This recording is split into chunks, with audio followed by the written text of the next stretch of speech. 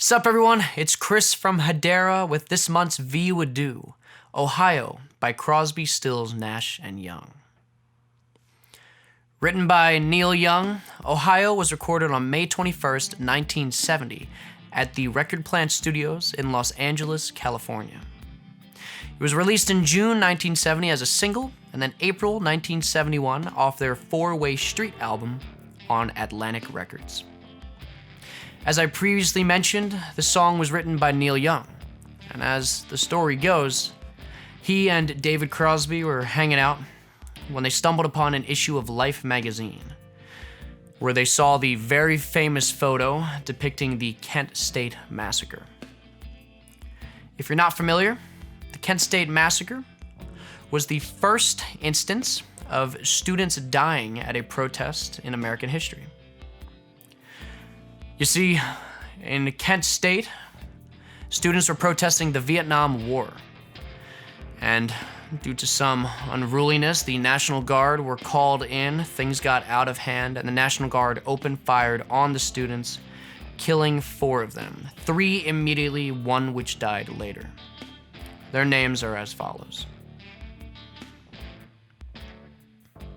Needless to say, Neil Young was outraged, and he wanted the band to act immediately. They went into the studio to record the song the next day, and after only 4 takes, it was ready. However, there was a bit of an issue. You see, only 4 months prior, they had released their landmark album Deja Vu. And Deja Vu has all kinds of amazing songs on it that you absolutely know. And they were still promoting a lot of those singles. However, releasing new music and old music at the same time is musical suicide, and often it leads to something performing very poorly. However, they didn't care. They wanted their message heard. And Graham and Nash has this to say regarding its fast release. We were angry now. The kids were angry now. We wanted to speak and scream about this now. We wanted to put that record out on top of our other record, and we killed it stone dead, and we didn't care. So they did what needed to be done, and they contacted the record man himself, Ahmet Ertegun, president of Atlantic Records, and got him involved, and they wanted to have this released as fast as possible. David Crosby has this to say about that. Well, there was one exception. It was a man named Ahmet Ertegun. Atlantic Records. An incredible man. He ran Atlantic Records. His father was ambassador to the United States from Turkey, and he was a brilliant, wonderful record man, and he loved music. Ahmet took the tapes to California. Took from California to New York, where everything happens. This is where it all goes. And he brought him here, and he had that record out in 10 days. So only 10 days later, the single was released. It did incredibly well. It did so well that it did in fact erase any hint of Deja Vu on whatever singles it was promoting. But that was kind of the point.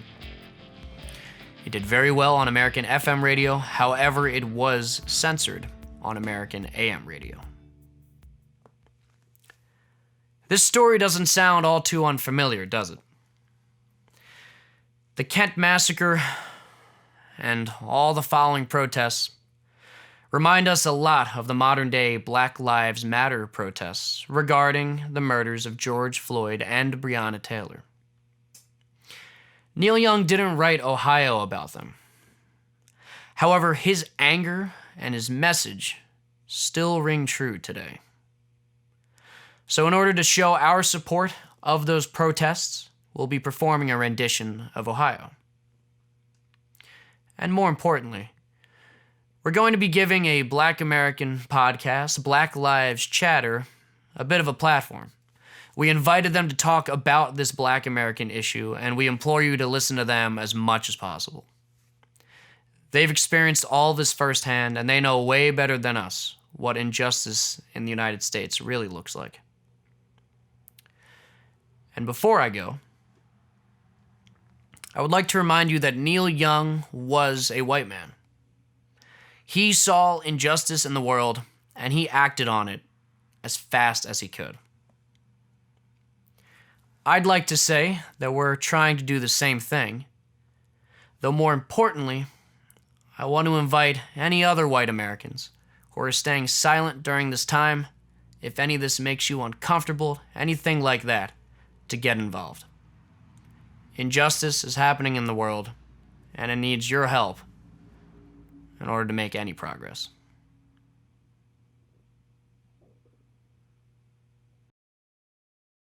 Hello, everyone. Vic here. Rick here.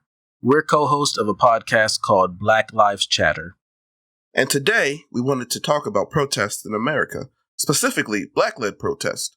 Yep, our next episode will be covering the history of Black-led protests in America, and it will show that Black Americans have been exercising their First Amendment rights to protest in order to create positive change in this country for generations. And you can already see the effects of the current protests right now, right? With the arrest of the cops involved with the murder of George Floyd. Right, and it's not just about George Floyd. It's about Sandra Bland, Philando Castile, Tamir Rice, Eric Garner, all of those folks who have lost their lives at the hands of police brutality. And what we've learned is that protest works. And Vic, you're one of those people that actually went out and protested yourself, right? Yeah, man. I actually was able to attend a local protest that not only wanted to spread awareness of the injustices that have occurred, but also wanted to educate and to empower the community. For me, one of the largest takeaways of the protests actually came from a non-Black speaker. The gentleman spoke on how a non-Black person could help the movement. He stated that their job as non-Black people was not to wait for someone to tell them how to help and what they should do specifically, but rather to go out and to educate themselves on these important matters.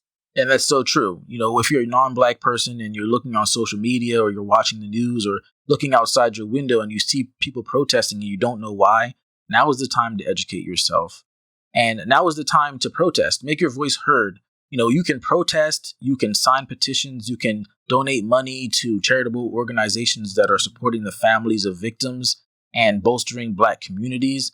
And you can even use your social media page or use your voice in your own social circles to promote what is right in this situation. Through all of these things, we know that we can make change together.